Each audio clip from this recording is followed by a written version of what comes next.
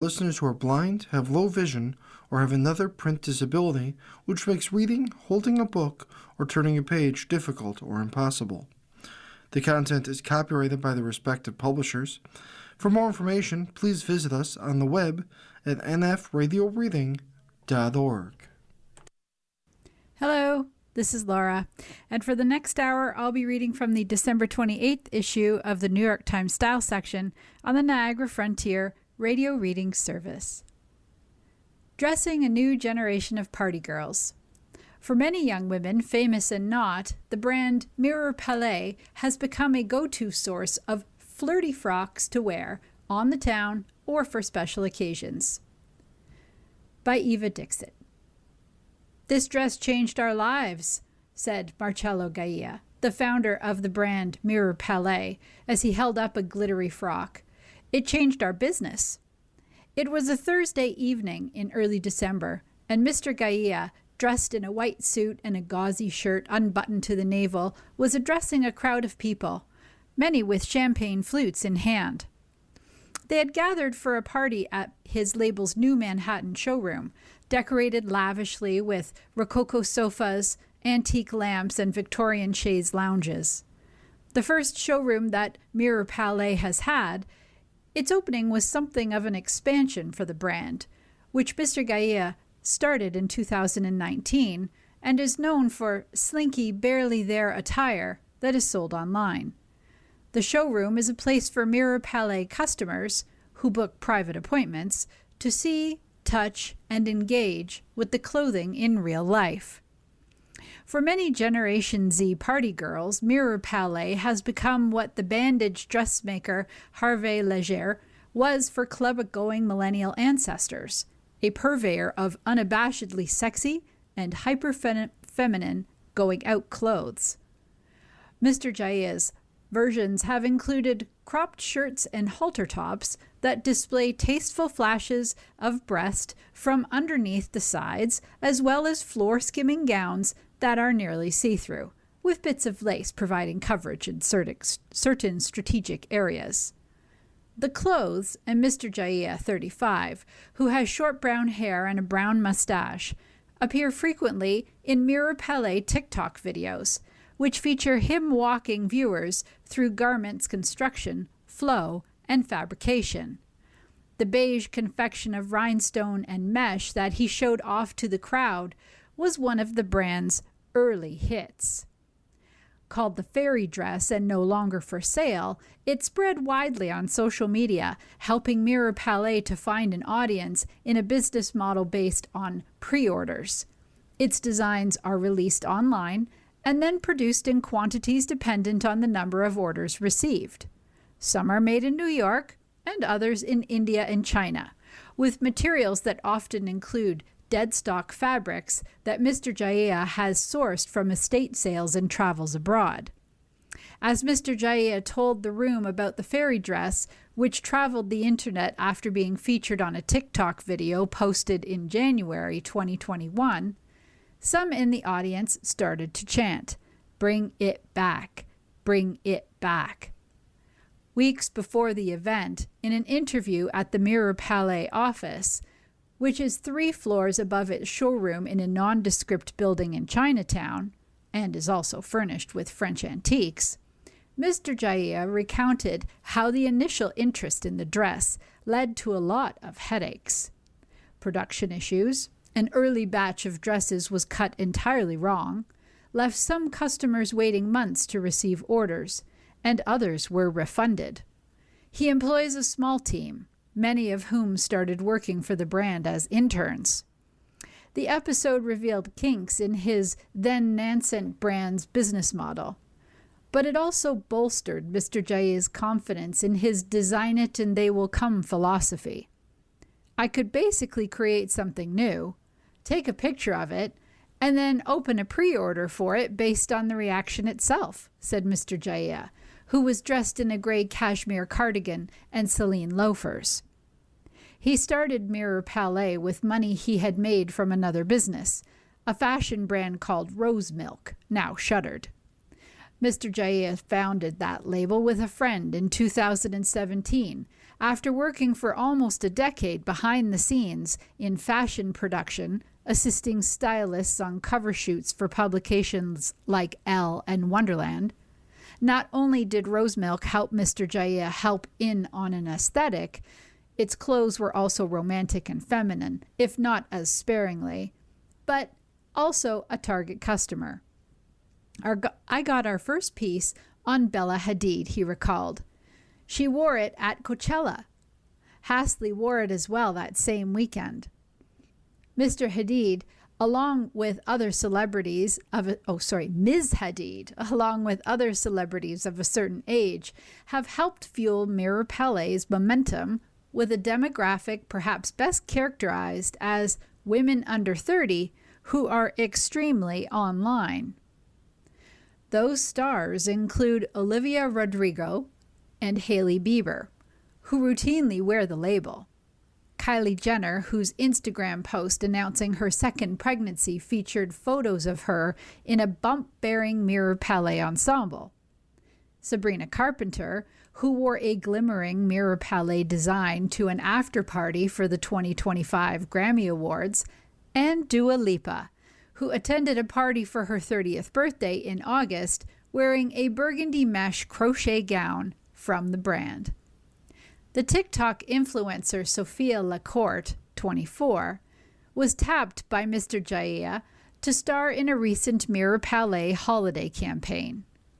On the set of the shoot in November, after slipping into the brand's shimmery floor-length starlight dress and having her hair styled into oversized curls, Ms. Lacourte reenacted the opening moments of Marilyn Monroe's performance of Diamonds Are a Girl's Best Friend, as Mr. Jaya choreographed her hand movements and instructed a group of tuxedo-clad male models on how to serenade her for the camera. He can make you look so naked, but somehow still so covered and so classy, Ms. Lacourte said. Indeed, Mr. Jaya sees himself as something of a specialist in the naked dressing look.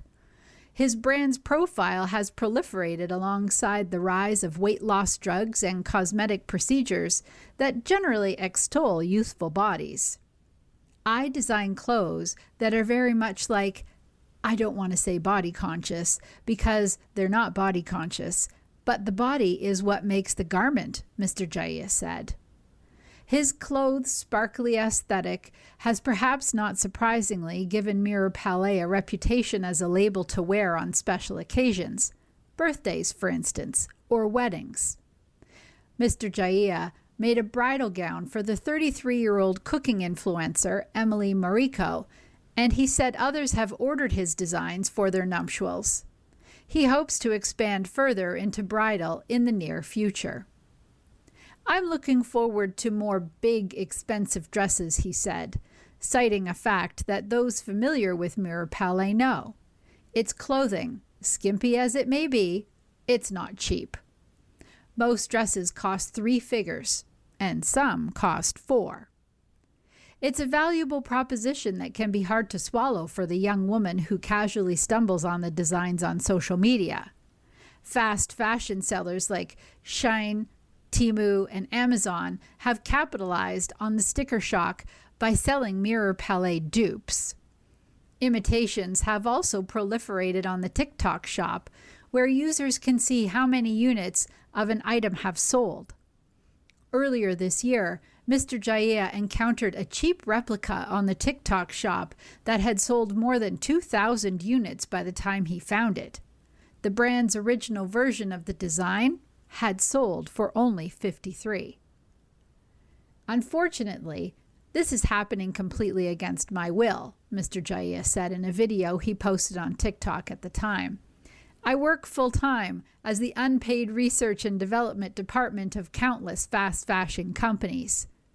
In another, older video, Mr. Jaya burned 2 scraps of fabric. One was real silk, he said, and the other synthetic, to demonstrate the difference between natural materials and the synthetic ones used in fast fashion.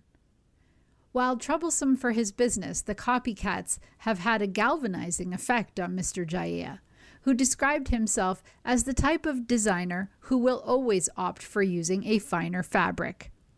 "The only reason why I'm not rich is because I'm making everything so nice," he said in an interview. "But I would rather people be angry at me for making something so beautiful that they can't have than not be successful in creating."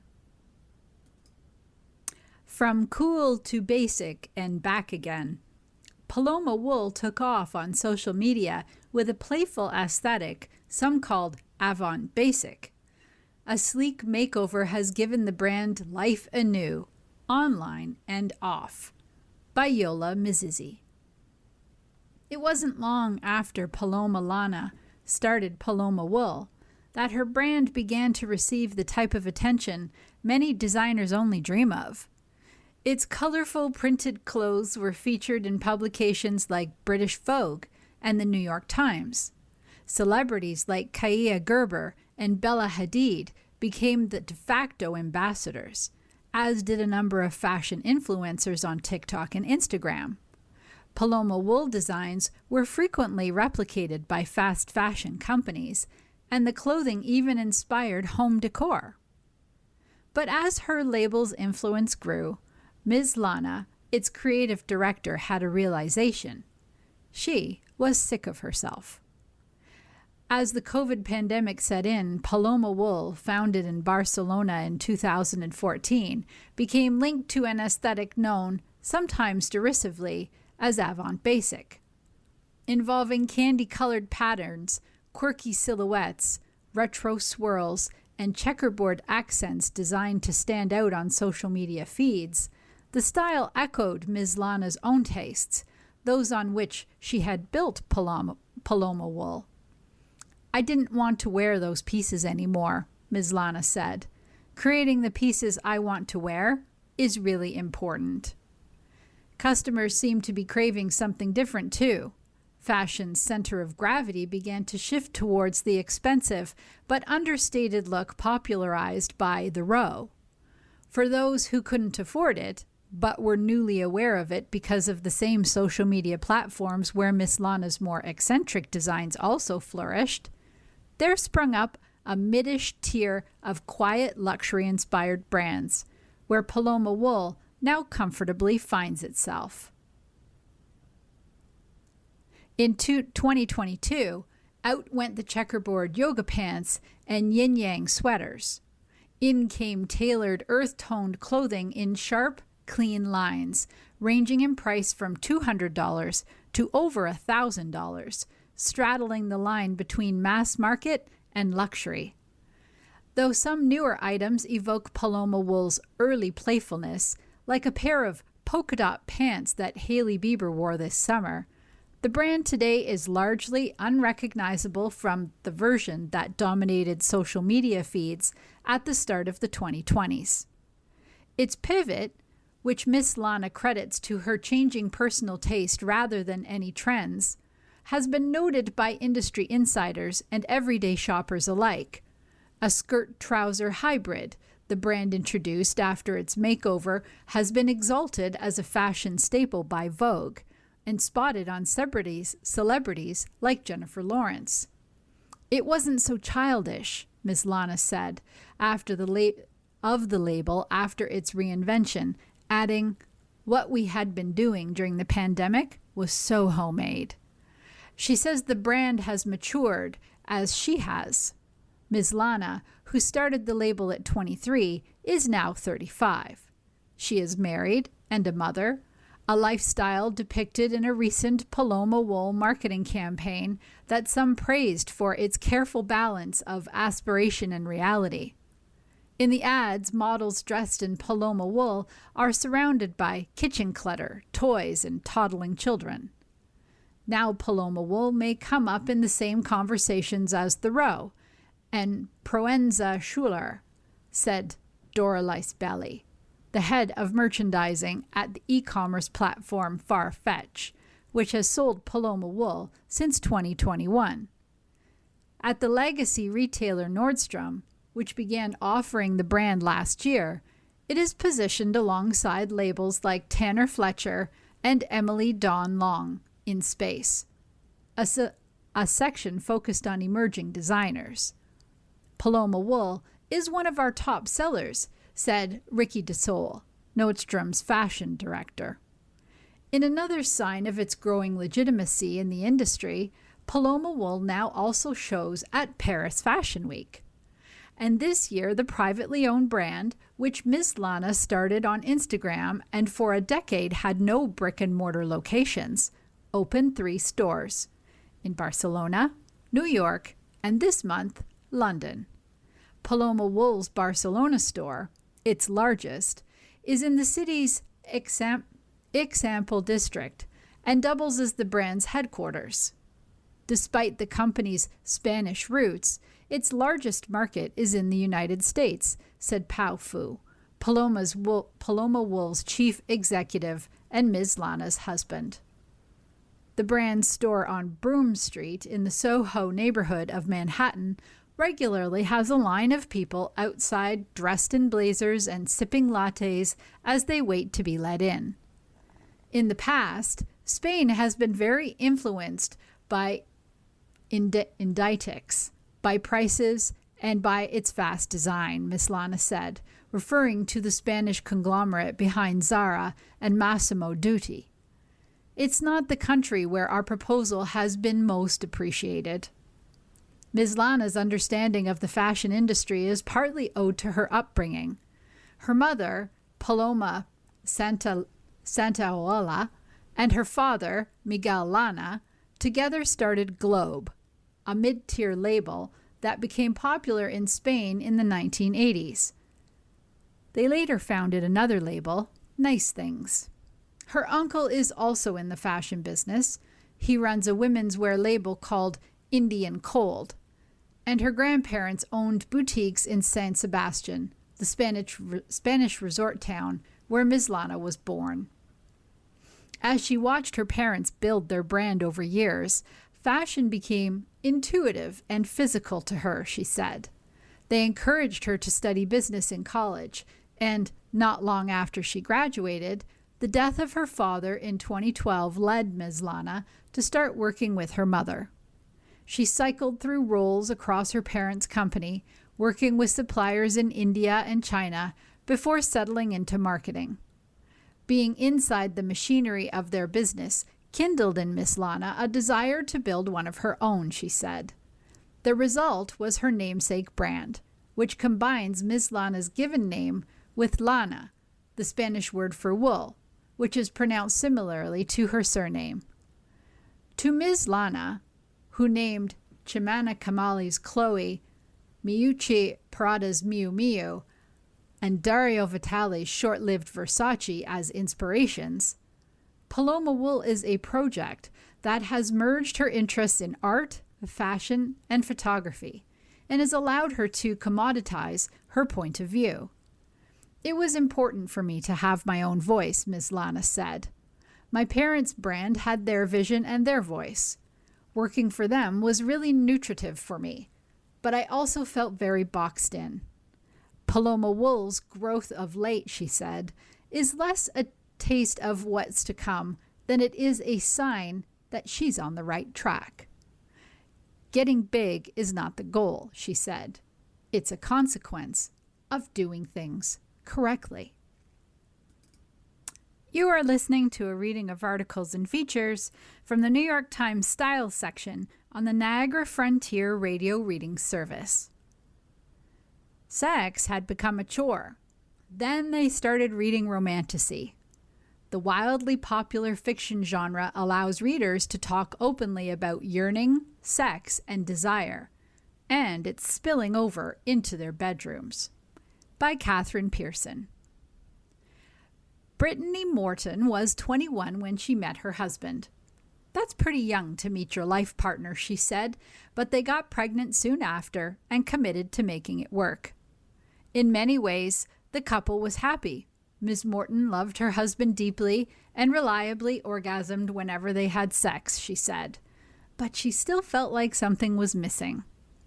In my 20s, I wanted to be a good wife and a good mother and a well-respected woman, said Miss Morton, now 38.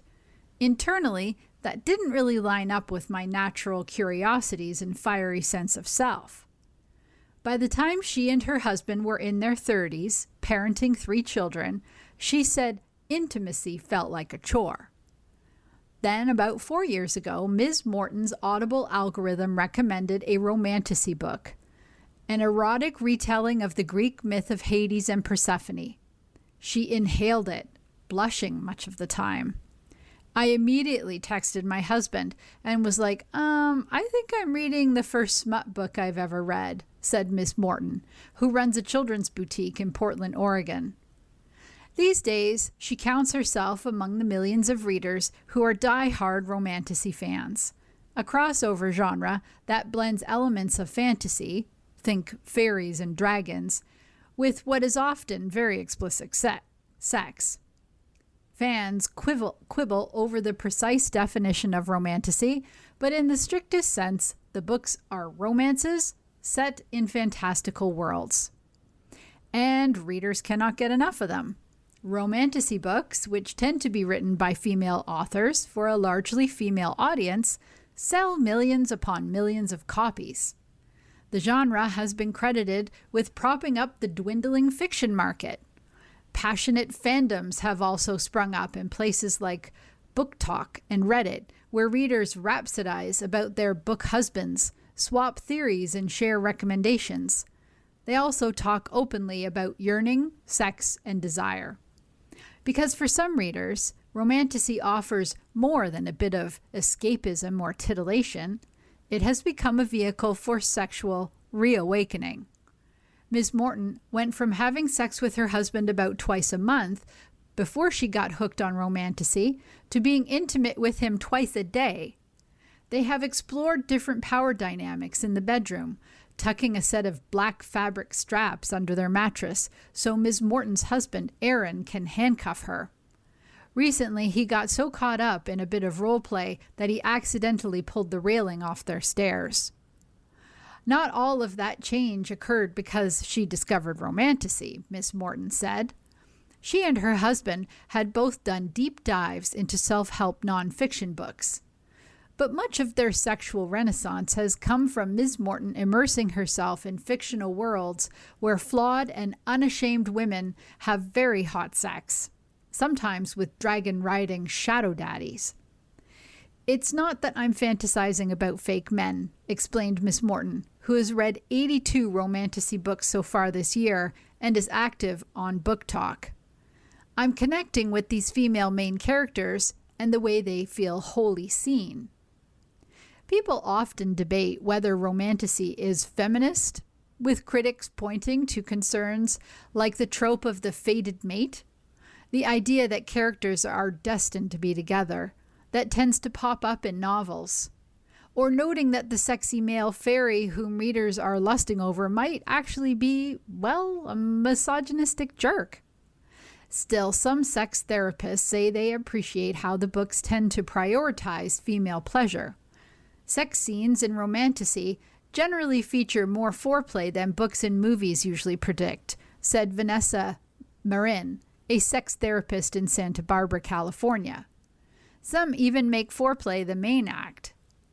These books can be fantastic for women's desire, said Miss Marin. She picked up her first romantasy, A Court of Thorns and Roses, a popular gateway to the genre, out of a sense of professional curiosity, but was surprised by how transported she felt.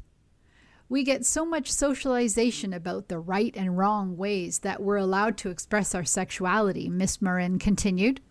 It gives this element of permission to women, just purely by the sheer numbers of how many of us are reading these books, and also the fact that we're talking about them openly and not hiding them away. Romantasy's wholehearted embrace of female sexuality has helped Lexi Ayala, 34, and her sister Nicole Holman, 31, co-hosts of the Fantasy Fangirls podcast, assert themselves more in the bedroom, though to varying degrees. For Miss Ayala, the books are self-care, my little escape, she said, a reminder that she is not just a mother and wife. Her husband sometimes expresses curiosity or makes lighthearted jokes about what she's up to while she devours a chapter. He has recently begun reading a few series, but they are really more her thing. Miss Holman, on the other hand, has been reading the books with her husband for years. Sometimes the pair will ask, "Should we try that? Should we try this?" Often, "It's nowhere near as sexy as it was on the page," she admitted, "but you're laughing and you're connecting." More than that, the books have helped her tap into newfound sexual confidence, as has the community that has formed around them. Modern romance novels, or bodice rippers, have been around and popular for years. But the sheer dominance of the genre now, and the fact that women are reading and talking about the books so openly, feel like something new. One of the things that makes us readers shake our fists at the sky is when we hear, "Oh, it's just dragons and sex with dragons," Miss Holman said. "It's about rising up and finding your full power." People often dismiss romantasy as nothing more than fairy porn or lady porn, or even porn on paper. But proponents argue there are some fundamental distinctions between porn and romantasy, not least of which is that in some of the most popular series, readers consume thousands of pages for just a handful of truly steamy scenes. Fans often offer unofficial spice rankings. Above all, romantasy allows for exploration of domination and surrender and intensity within a very protective framework, said Erica Miley, a clinical sexologist in Spokane, Washington. Unlike standard pornography, which she described as immediate and visual, romantasy tends to be internal, emotional, and imaginative, Dr. Miley continued. Porn bypasses that safety of the slow burn, she said, whereas romantasy intentionally builds it. But while reading the books can serve as a powerful aphrodisiac, there are some aspects of them that give therapists pause. For one, the books can paint an unrealistic portrait of sex, Ms. Marin cautioned. On the page, intimacy is seldom awkward, often unfolds intuitively, and almost always ends in orgasm. And when you are spending hours upon hours reading about brooding and muscular warriors devoted to their beloveds, your own living, breathing, and imperfect partner might start to look a little milquetoast, added Elizabeth Earnshaw, a licensed marriage and family therapist based in Philadelphia. Still, that feeling could help readers identify questions they might have about real-life sex and love. She said, "Am I missing physical intimacy that feels novel? Am I craving greater emotional intimacy?"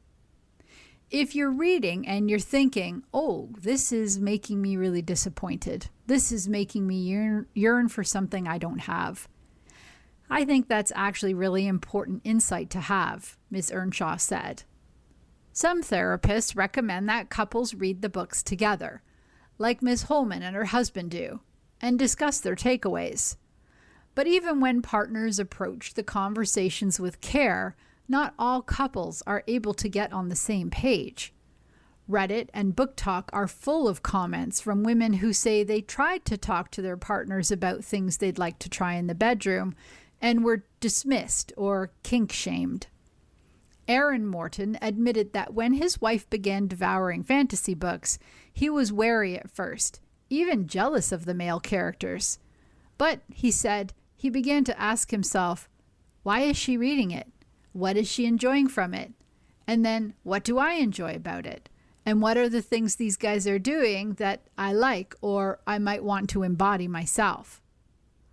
For a long time, I let a lot of my shame get in the way of our sex life, and that hurt us big time, added Mr. Morton, 39, who was raised as a Seventh-day Adventist and believes Christian purity culture negatively affected his sense of his sense of sex and masculinity.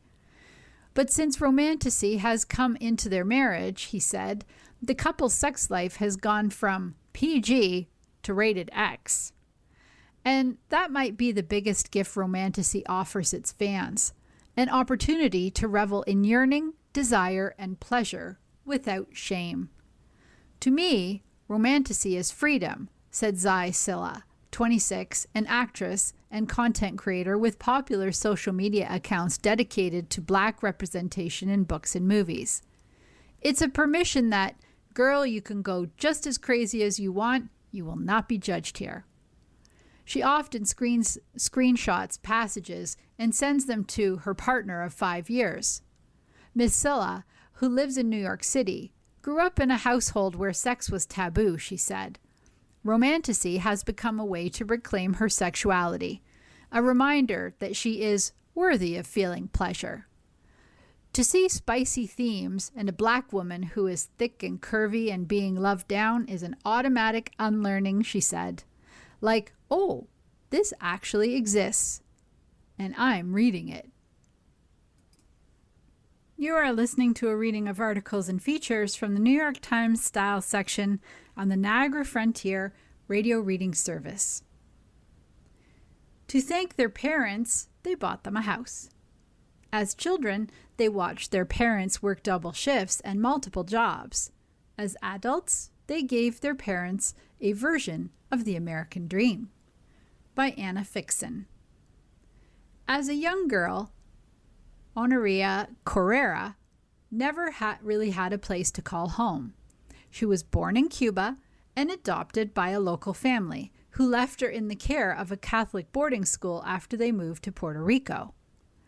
While Miss Correra's schoolmates went home to their families over the summer, she was left to assist the nuns with chores like polishing pews until they gleamed. The smell of pledge still makes her flinch. 5 decades later, Miss Correa, 67, is yet again settling into a new life. This time, though, it's in a sparkling new house in Henderson, Nevada, outside Las Vegas, a gift from her daughter, Camilla Linkowski. Mom, you took care of me, and now I got you, Miss Linkowski, 38, told her. In the United States, it's common for parents to help their children buy their first homes. But for some, doing the reverse, buying a house for their mom and dad, can feel like the ultimate realization of the American dream, a thank you after years of parent sacrifice and support. Videos across social media show millennial and Gen Z homebuyers surprising their parents with a set of keys. Buying a home for aging parents, especially for those who might not have robust retirement savings, can also be a way of providing people 50 and older in the United States who spend more than half their income on rent stability amid rising housing costs. That strain can be particularly acute among immigrant families, which already face barriers to finding affordable and safe housing. Life got better in adulthood for Miss Correa, but there were still rough patches. After a move to Miami and a divorce, she made ends meet by working back-to-back shifts at the airport and relying on friends to bring her children to school. That's when Ms. Linkowski made her promise to her mom. One day, she'd buy her a house. She was living in fight or flight. She deserves to be relaxed, to feel like, I'm okay, I'm taken care of now, Ms. Linkowski said. The reasons a child may decide to buy a house for their parents are manifold, said Brian Walsh, head of advice and planning at SoFi, a finance company. Some homebuyers may see a second home as an appreciable asset or a more affordable alternative to a residential care home. In many cases, there's an underlying sense of filial duty.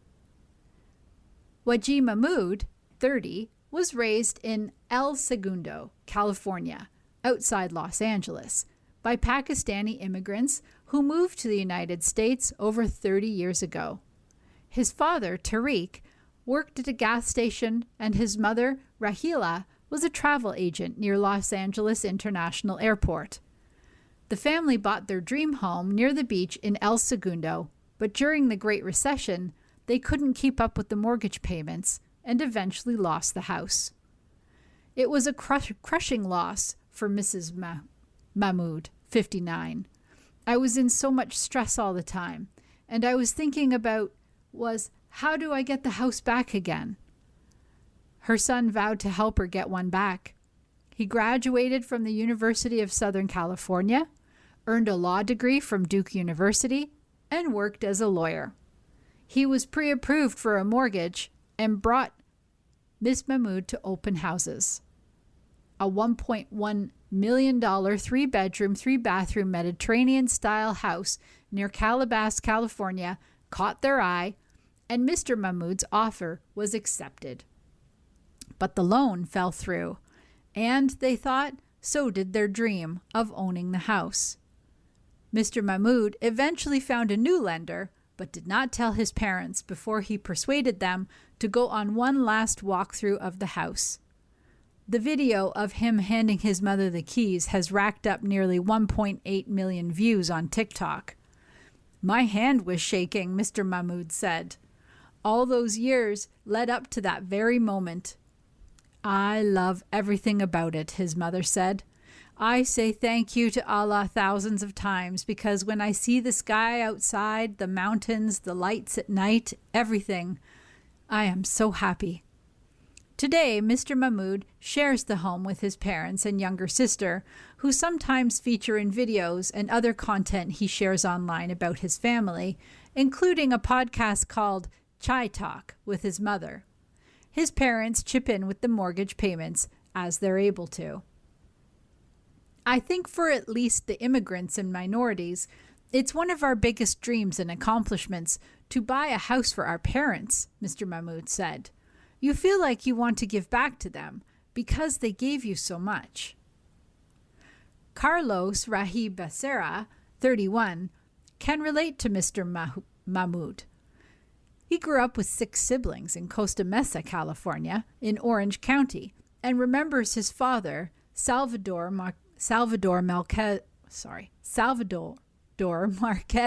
Becerra, an immigrant from Mexico, coming home after working multiple shifts at fancy steakhouses to make ends meet, his eyes bloodshot after long intervals over the hot grill. Money was tight, as was the small apartments the family shared. Mr. Becerra remembers splitting a bedroom with 3 of his brothers while his little sister slept in a repurposed walk-in closet. He also watched his parents purchase a house but then lose it after they couldn't keep up with the payments. 7 years ago, Mr. Becerra tacked a note onto his bedroom vision board. He was going to buy his parents a house by his 30th birthday. That day came in July 2023 when Mr. Becerra, after working as a loan officer and flipping a condo, purchased a 4-bedroom, 2-bathroom house in Santa Ana, California for $960,000 for his parents and 2 of his siblings to share. He gave the keys to his mother, Nora, just a few days before her birthday, and surprised her with a combined birthday celebration and housewarming party, complete with a catered taco station and a mariachi band. It was my biggest accomplishment, Mr. Becerra said. Before buying your parents a house, it's essential to make sure you're on solid financial footing, said Mr. Walsh, the SoFi planner. It really kind of goes back to the airplane analogy where they want you to put your oxygen mask on first before helping someone else, he said. Consult a financial planner and carefully shop around for the best mortgage rate.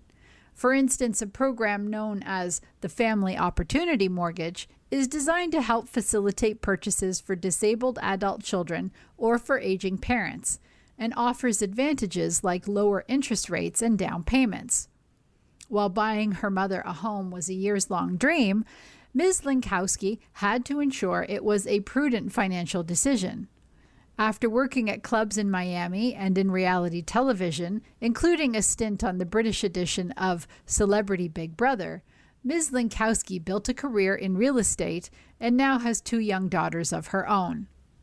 The time felt right to live up to her promise. Ms. Linkowski established a budget and had her mother visit Henderson to explore neighborhoods. Ms. Linkowski closed on a $355,000 3-bedroom townhouse on September 30th. I was pulling the jet bridge at work when Camilla called me and said, "Mom, we got the house," Mrs. Carrera said. I started screaming on the jet bridge.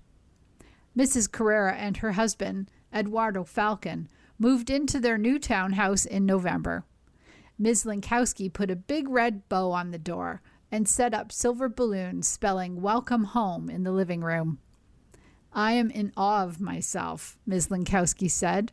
"Whenever my daughters find out Mom took care of Grandma, I hope that it's a lesson to them. You take care of those that you love."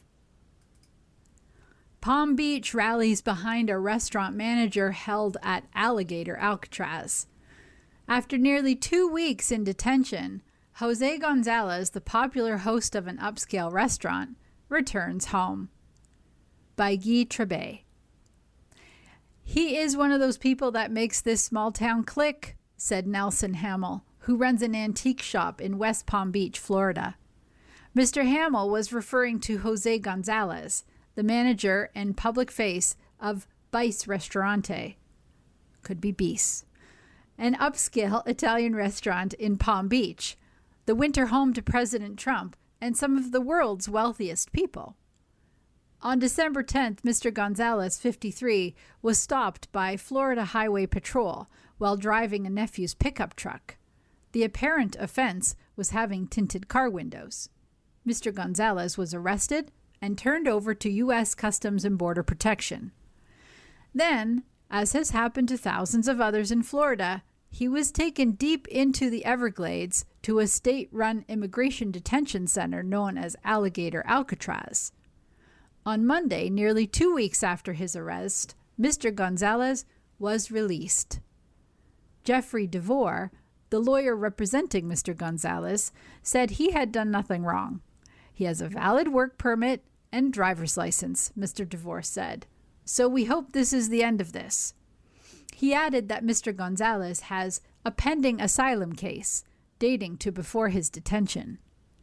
In a statement on Tuesday, the Department of Homeland Security said of Mr. Gonzalez, "All of his claims will be heard before an immigration judge, and he will receive full due process." Since immigrating to the United States from Mexico at age 16, Mr. Gonzalez has worked in the restaurant business. The last 2 decades with Bice, or Bis, on Worth Avenue. He has operated a restaurant of his own and a mobile food truck called Tacos Agave.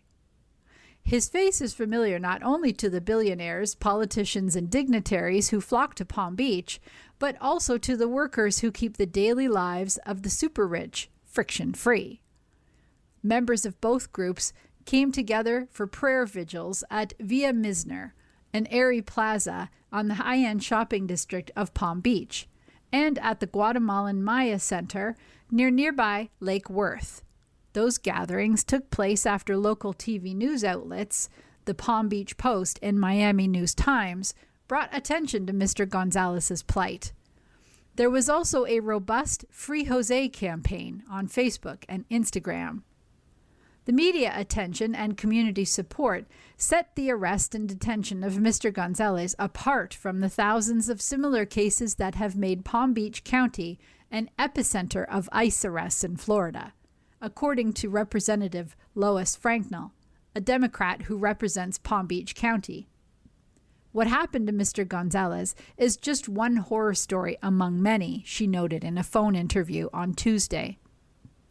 Unlike so many others who are swept up in the immigration sweeps, Mr. Gonzalez has long been a popular figure, known even to some of the people who have backed the policies that sent him to the remote Everglades facility, Ms. Frankel noted. Bram Matchels, former chair of the Palm Beach Code Enforcement Board and a longtime friend of Mr. Gonzalez, said the resolution of the case was helped along by the fact that so many people made noise during the days he spent in custody. "I am totally for if someone is a criminal, take them out," Mr. Mattress added. But Jose is the example of someone who does everything right, paying taxes, having the right papers, a driver's license, a work permit. Still, he said, in the end, this is not just about Jose. Mr. Gonzalez's sphere of influence included prominent members of the Palm Beach community, many of whom worked behind the scenes to secure his release. What I have been hearing from people in the community, most of whom are Trump supporters, is that it went too far, said Eddie Schmidt, the owner of Table 26, a restaurant in West Palm Beach. When we're not talking about deporting gang members, drug dealers, pedophiles, but members of the community, faces we all know, it's harder to turn your back. After leaving the Everglades facility, Mr. Gonzalez passed through the Chrome North Service Processing Center in Miami. From there, he made his way back to Palm Beach County. As abruptly and inexplicably as he seemingly disappeared, Mr. Gonzalez was on his way back to Palm Beach County in time for Christmas. He did not reply to requests for comment. Jose is headed home to take the longest and best shower of his life, Mr. Schmidt said. We're all thrilled, of course, but at the same time, we all know this goes so far beyond freeing someone who can get important people a table at a restaurant. You are listening to a reading of articles and features from the New York Times Style section on the Niagara Frontier Radio Reading Service. Modern Love. From cuddling to cold shoulder and back again and again. We talked about our ideal wedding on our third date. That was probably too soon. By Clarissa Perkins. I want a casual wedding, he said, his hands wrapped around a paper coffee cup. Outside in the mountains with bluegrass music. Me too, I whispered. I could see our wedding as I stared into his brown eyes. Me in a flowing gown under a maple tree standing barefoot next to him. It was our third date. His name was Nick. Against my better judgment, I could feel myself falling for him. We were at a bustling farmer's market in Washington, D.C. Behind him, a craftsman sold carved wooden butterflies, which swayed whimsically from a mobile. A DJ played music as face-painted children chased each other. Everything seemed so quaint. Yet I had a feeling he wasn't. I knew that describing his perfect wedding is a common line that men are told to use to get the girl, along with saying his date's name repeatedly in a conversation. Whether Nick was playing me or not, I couldn't resist his draw. He could start a fire from twigs and grass. He could do tricks on a snowboard. He had a car. He checked boxes my 26-year-old mind hadn't known existed. As we left the market together, I felt giddy. The vision of our big day unfurled in my mind. A clear blue sky, a flower crown on my head. The next month, as fall leaves crunched underfoot, we went camping with friends and slept in the same tent. Deep into the night, as the cold air settled in, he rolled toward me in his sleeping bag and kissed me. Our bags made loud swishing sounds as they crinkled closer. My heart beat double time. We quickly became inseparable. He taught me how to drive his beat-up Jeep Liberty. On hikes, he pointed out birds. He wowed me with his snowboard tricks, and I learned how to ski. Then spring came. As the grass sprouted between sidewalk blocks, so did the first sign that my instincts were right. This was just a situationship. I love you, and I want to make you happy, he said. But I'm not sure we're on the same page. We were outside my rented row house, sitting on the stoop as the sun set. Neighbors walked past with their dogs, smiling at us. Passers-by always smiled at us. A cute couple, I'm sure they thought. But I love you so much, I pleaded. I wasn't sure if that was true, but I didn't want to let him leave. He looked off, and I knew it was useless to argue. I can't talk to you for a while, I said. I'll do whatever you need me to do, he said. The sun slipped behind the buildings as we hugged goodbye. A week later, he texted, Hey, I'm getting tickets to this play tonight if you want to come. I rolled my eyes as I read it. Why was he texting me? Why didn't he find someone else to go? He had said he would give me my space. And I hated how casual the text was, as if he didn't care I went or not. But I couldn't help thinking of his handsome smile and how he loved rock climbing and poetry. This can't happen often, I texted back. In the theater, as the lights dimmed, we inched close. He put his arm around me and I put my hand on his thigh. Afterward, under the fluorescent sign of the show, we kissed, like two magnets snapping back into place. Every few months our coupledom was interrupted, as if by an old cuckoo clock that didn't quite work and no one can figure out how to turn it off. He would say, "I don't think we're on the same page," and I would angrily give him the cold shoulder for a while, go on other dates and try to pretend he didn't exist. Then he would text me, or I would text him, and we'd go on just one camping trip, during which he would woo me by mimicking bird songs. Or we'd go to just one show and end up home together, after which we would feel close again until the cuckoo bird jumped out of its little house, restarting the cycle. Years passed. I met his parents. He met mine.